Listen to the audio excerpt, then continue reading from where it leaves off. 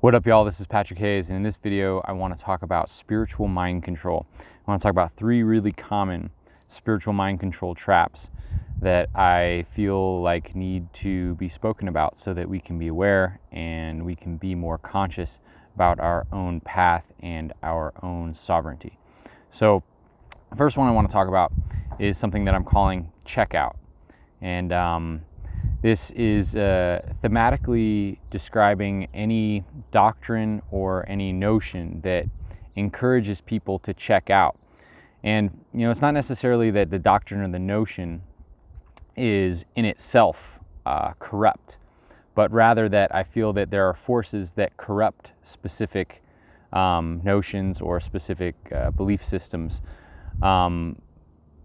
by causing a misinterpretation of the original teaching. So a couple examples of this is the idea of the illusion, right? So in a lot of Eastern teachings, there's the idea of the illusion and the Maya, and that nothing matters, the physical world doesn't matter, and so a lot of people then interpret that in the sense of like, well, I'm just going to check out, like go live in a cave or not participate at all with society. And while I feel like there's deep truth to these teachings, I feel like that interpretation of it very well may be a mind control mechanism to keep people out of the game. I would imagine that if a group of people had a negative agenda and they wanted to keep a certain group of, say, like spiritual warriors out of the game, that by convincing them that because this thing is an illusion, or you can look at it as an illusion, that is absolutely pointless to engage in the game and just go check out, get out of the game. Okay, well, good, now they're out of the game and that's less people to worry about. So I feel like this is a time of deed, and I feel like it's really important for us to not involve ourselves overly in the dramas of the world to the point where it destabilizes us, but to help in every way that we can. And the misinterpretation of the teaching of it being an illusion or a Maya is the idea that completely checking out is the way to go, or that is actually the most evolved way. And there is something to be said about being able to meditate in a cave and affect people in the outside world. I'm not saying that that's not possible, and I'm not saying that it's not beneficial for people to act in the etheric and astral realms and the non-physical space to affect things. But what I am saying is that when it turns into a level of avoidance where people are totally disconnecting from the world as like, in other words, people are using it as an excuse to not have to look at or get their hands dirty at all. This is where I feel like there is an issue, and there may be an agenda attached to it to play on people's desires to escape. And there's a lot more to be said about that. We can go into details of it, but for the purposes of this video, I think the main gist of it has been explained. So another area where you see this kind of checkout syndrome is in like time-based prophecies, like waiting for a date. And you see this expressed in a lot of different media outlets where there's this amazing event that's going to come and it's going to heal everything, or it's going to change everything. And while that may be inspired, what it does is it takes people out of their own power, because they feel as if this event is coming and they can't actually do anything to shift that event, or that they don't have an influence on the future. And so the result for a lot of people is to just sit back and wait for that event to happen.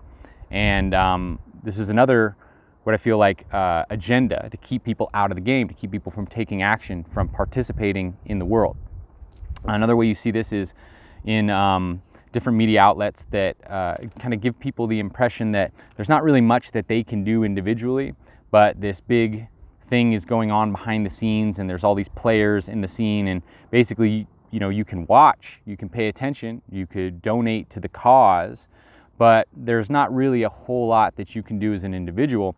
So people then sit back and watch the reality TV drama, as opposed to take action in their life to exercise their manifestation powers and create a better planet for everyone.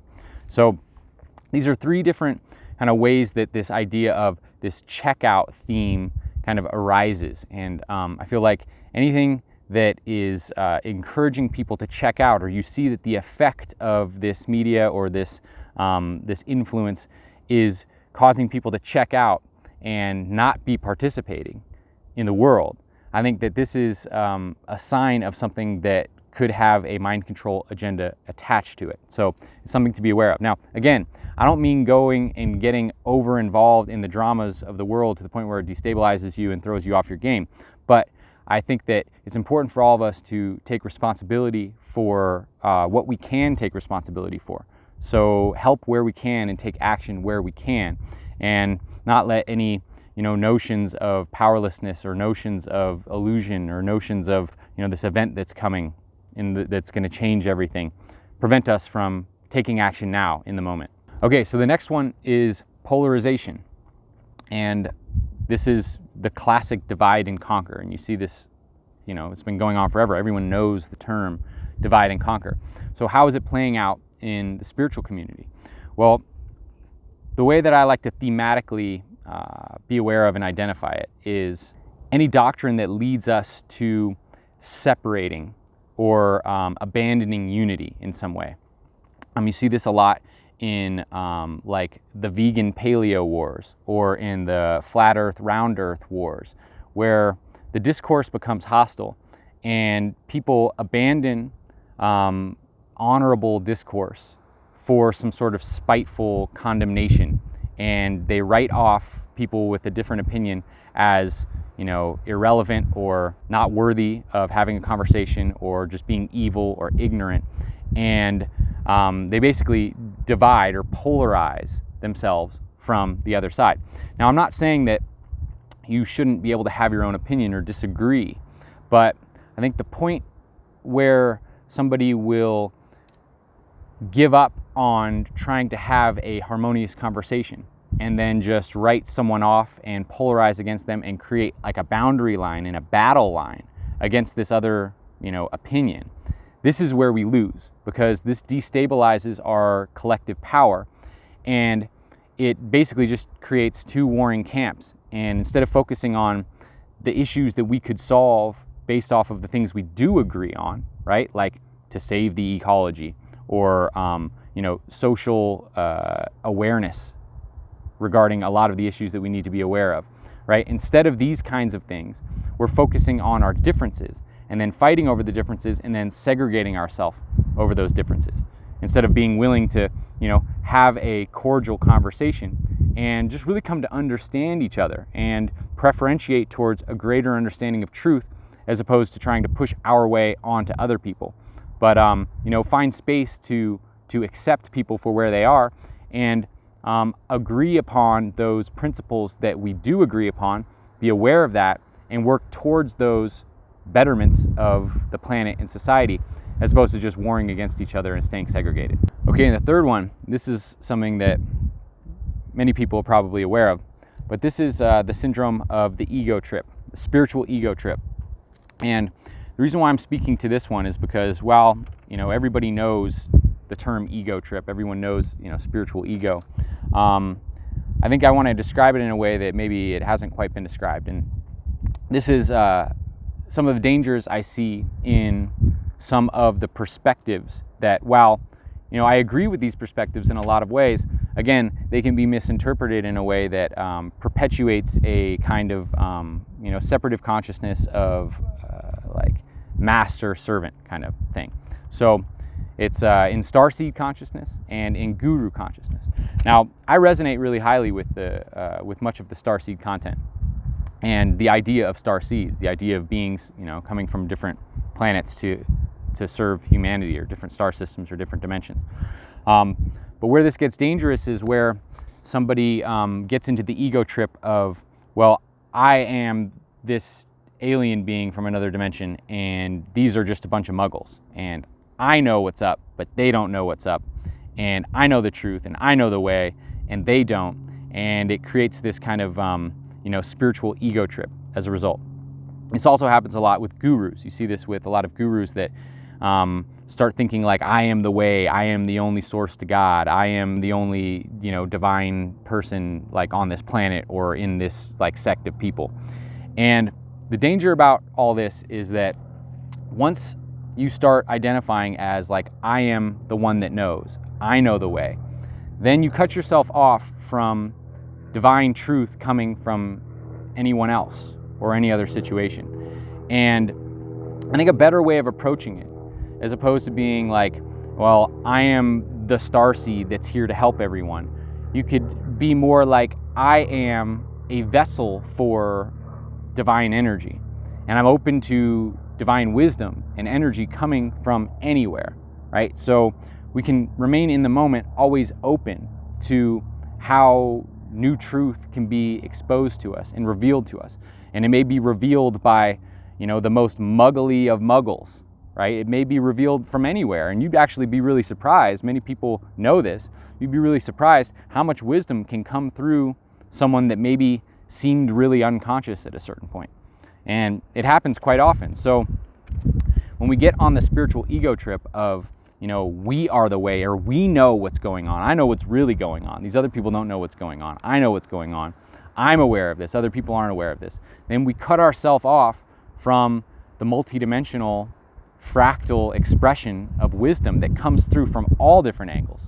So we always have to be humble enough to realize that maybe we don't know, maybe there's another angle of this story, maybe there's another angle of the divine agenda that I'm not tuned into. And what a lot of people don't understand actually is that one of the initiations that everybody must go through on their path is when people start awakening, they are reached out to by light beings that see that this person is starting to come online and try to basically influence this being to do their bidding. And they do that by aggrandizing this person's ego. So they'll come in and say, you are this, you know, divine being, you do this, you have all these powers, you're you know, had all these past lives. They'll tell you all this stuff to aggrandize your ego so that you'll start listening to them, and then they can get you to do their bidding. But this is a very, very early stage of initiation, but it happens to everybody that goes through the initiatory path. So it's important to be aware of this so that we can learn how to discern. This is one of the first initiations of how to discern truth from manipulation. And it's important for us to know this so that we can be prepared when we are approached by beings that aggrandize our ego, to not just let it go to our head and run crazy with it, right? But to actually to be patient, right? And to take everything with a grain of salt, and to be cautious on our spiritual path, and not to become arrogant. Now again, I'm not discrediting any of the different doctrines or teachings that this explanation may apply to. What I'm speaking to is the misinterpretation of these teachings. The misinterpretation is what we need to be aware of, and realize that there are factions of beings that are physical and non-physical that are working to manipulate our understanding of these truths so that we express our understanding in a way that benefits them as opposed to what benefits the collective. So thanks so much for tuning in. This is Patrick Hayes. Like, subscribe, share with your friends. If you have any questions or comments, go ahead and put them in the comments below. If you haven't hit the bell button, hit the bell button, and then you'll be notified every time I release a video. And I am super stoked to share more awesome content with you. So thanks for tuning in, and I'll talk to you next time. One love.